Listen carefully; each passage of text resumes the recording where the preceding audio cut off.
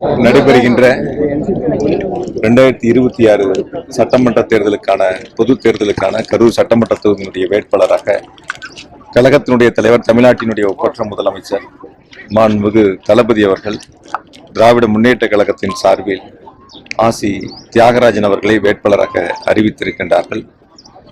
ஏற்கனவே கழகத்தினுடைய நிர்வாகிகள் கூட்டத்தை முடித்து முக்கிய பிரமுகர்களை சந்திக்கக்கூடிய நிகழ்வுகளை தொடர்ந்து தொடங்கி அதற்கான பணிகளை முன்னெடுத்து இன்று தேர்தல் பிரச்சார பயணத்தை நாங்கள் தொடங்கி இருக்கின்றோம்.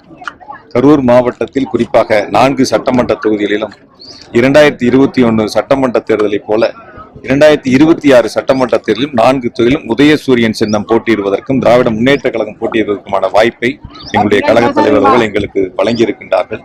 2021 அந்த வாய்ப்பை வழங்கிய போது நாங்கள் தவற விடாமல் 4 சட்டமன்ற தொகுதியிலும் எங்களுடைய கரூர் மாவட்ட வாக்காளர் பெருமக்கள் உதயசூரியன் சின்னத்திற்கு வாக்களித்து ஒரு மகத்தான வெற்றி வாய்ப்பை உருவாக்கி தந்தார்கள். இந்த 5 ஆண்டுகளில் வாக்களித்த மக்களுக்கு நன்றி செலுத்துகின்ற விதமாக இந்த 5 ஆண்டுகளில் தமிழகத்தினுடைய முதலமைச்சர் கரூர் மாவட்டத்திற்கு 5000 கோடி அளவிற்கான வளர்ச்சி திட்டங்களை முதலமைச்சர்கள் வழங்கி செயல்படுத்தி இருக்கின்றார்கள்.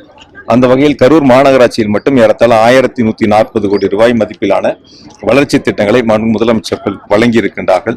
எனவே அரசனுடைய திட்டங்களை முதலமைச்சருடைய சாதனைகளை மக்களிடத்தில் எடுத்து சொல்லி 2026 சட்டமன்ற தேர்தலில் ஒவ்வொரு வீடு வாரியாக ஒவ்வொரு வாக்காளரையும் நேரிலே சந்தித்து உதயசூரியன் சின்னத்திற்கு உங்களுடைய ஆதரவை தாருங்கள், வாக்களியுங்கள் என்ற வேண்டுகோளை வைத்து நடைபெறக்கூடிய இந்த மகத்தான தேர்தல் திருவிழாவில் கரூர் சட்டமன்ற தொகுதியில் 50,000 வாக்குகள் வித்தியாசத்தில் கழகத் தலைவர்களால் அறிவிக்கப்பட்டிருக்கின்ற வேட்பாளர் அண்ணன் ஆசி தியாகராஜன் அவர்கள் ஒரு மகத்தான வெற்றியை பெறுவார்கள் என்பதை மட்டும் இந்த நேரத்தில் நான் உறுதியாக சொல்கின்றேன்.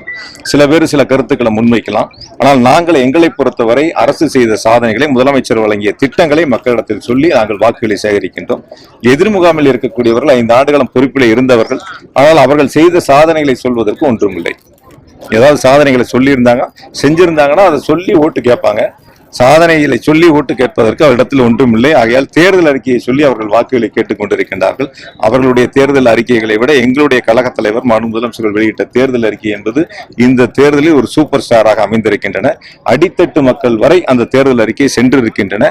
நிச்சயமாக முழு ஆதரவை எங்களுடைய கரூர் மாவட்ட மக்கள், கரூர் தொகுதி மக்கள் திராவிட முன்னேற்ற கழகத்திற்கு மதசார்பற்ற முற்போக்கு கூட்டணிக்கு வழங்குவதற்கு மக்கள் தயாராக இருக்கின்றார்கள். நாளைக்கு முதல்வர் கூட்டத்திற்கு எவ்வளவு பேர் கலந்துருக்காங்க?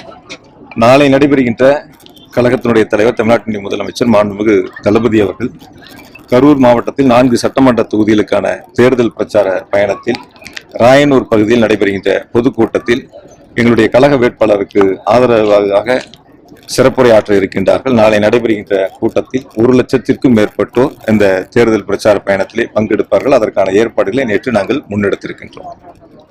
வேற ஏதாவது எதிர்கட்சியினர் நீங்க பயந்துட்டு தான் போயிட்டீங்க அப்படின்னு பிரச்சாரத்தை மேற்கொண்டு வராங்க. அதை பத்தி என்ன நினைக்கிறீங்க? கரூர்ல இருந்து அரவக்குறிச்சி போனப்ப என்ன பயந்துட்டு போனோமான்னு? தலைமை என்ன சொல்கிறது, எங்களுடைய தலைவர் என்ன கட்டளை இடுகிறாரோ அதை செயல்படுத்த வேண்டியதுதான் ஒரு தொண்டனாக என்னுடைய பணியாக நான் கருதுகின்றேன். என் வாழ்நாளில் தலைவர் சொல்லுகின்ற பணிகளைத்தான் செய்வேன். எந்த இடத்திலும் போய் எனக்கு இது வேண்டும் என்று ஒருபோதும் நான் தலைவரிடத்தில் கேட்க மாட்டேன். தலைவர் இடுகின்ற கட்டளையை நான் செயல்படுத்துவேன். கரூர்ல இருந்து அரவக்குறிச்சி போகும்போதெல்லாம் அந்த கருத்துக்கள் வரல. இப்ப தோல்வி பயத்தில் இருக்கக்கூடியவர்கள், சாதனை சொல்லி வாக்கு சேகரிக்க முடியாதவர்கள், மக்களிடத்தில் எடுபடாதவர்கள் இது போன்ற கருத்துக்களை முன்வைத்திருக்கின்றார்கள். நிச்சயமாக 4ஆம் தேதி வாக்கு எண்ணிக்கை நாளன்று நீங்கள் பொறுத்திருந்து பாருங்கள். நம்ம எல்லாம் ஒன்னாதான் இருக்க போறோம். 4 தொகுதியிலும் உதயசூரியன் வெற்றி என்ற மகிழ்ச்சியான செய்தி நீங்கள் தான் வெளியிட போகின்றீர்கள். வெற்றி உறுதி செய்யப்பட்டது. நான் இப்பொழுதே அடித்து சொல்கின்றேன். கரூர் தொகுதி 50,000 வாக்குகள் வித்தியாசத்தில் ஒரு மகத்தான வெற்றி பெறும். இல்ல, நான் இப்பதான் சொன்னேன், எங்களுடைய தலைவர் என்ன கட்டளை எடுக்கிறாரோ அந்த கட்டளை செய்வோம். கடந்த முறை இருந்த பொழுது கரூர்ல இருந்தா அப்ப அரவக்குறிச்சி நெல்லுங்கன்னு சொன்னாங்க. நம்ம அரவக்குறிச்சி அப்ப நிக்கக்கூடிய ஒரு சூழல் ஏற்பட்டது. அங்கேயும் போய் நம்ம ஜெயிச்சோம். இந்த முறை நம்ம கரூர்ல இருந்து கோயம்புத்தூர்ல நில்லுங்கன்னு எங்க தலைவர் எனக்கு கட்டளை இருக்கின்றார். அந்த தலைவருடைய கட்டளை ஏற்று நாங்கள் அங்கே களப்பணியை இருக்கின்றோம். என்னை பொறுத்தவரை கரூரும் கோவையும் 2 கண்களை போல 2 மாவட்டம், கரூர்ல இருந்து கோயம்புத்தூருடைய அரசியல் பணிகளையும் அரசு பணிகளையும் முன்னெடுத்து செய்திருக்கின்றோம். அங்க பல திட்டங்களை செயல்படுத்தி இருக்கின்றோம். அதுபோல இப்பொழுது கோவையிலிருந்து கரூரையும் பார்த்துக்கொள்ள போகிறோம். 2 மாவட்டங்களும் 2 கண்களை போல நிச்சயமாக ஒரு உடம்புல உயிர் இருந்தாதான் அந்த உடம்பு செயல்படும். என்னை பொறுத்த வரைக்கும் கரூரும் கோவையும் உடலும் உயிரும் போல. இதை விட எனக்கு ஒரு பெரும் பாக்கியம் எதுவும் இருக்காது. என்னை இந்த உலகத்திற்கு அடையாளம் காட்டியது கரூர் மக்கள். ஒரு 31 வயசுல ஒரு இளைஞனா வந்து இந்த மண்ணில் நின்று வாக்கு சேகரிக்கிற பொழுது இவன் நமக்கான பணிகளை செய்வான் என்று வாக்காளர் பெருமக்கள் வாக்களித்து அடையாளம் காட்டினார்கள்.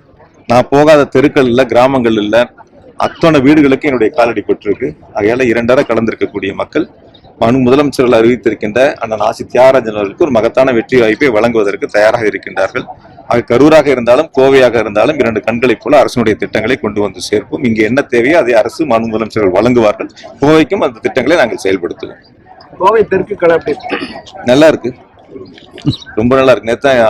நேற்று அலுவலகம் திறக்கப்பட்டது. ஏறத்தாழ 4000க்கும் மேற்பட்டோர் அலுவலக திறப்பு விழாவில் பங்கெடுத்திருக்கின்றார்கள். இன்று மாலை பிரச்சாரத்தை நாங்கள் தொடங்க இருக்கின்றோம். ஆகையால அந்த தேர்தல் களம் என்பது மிக சிறப்பாக இருக்கிறது. வெற்றி என்பது உறுதி செய்யப்பட்டது.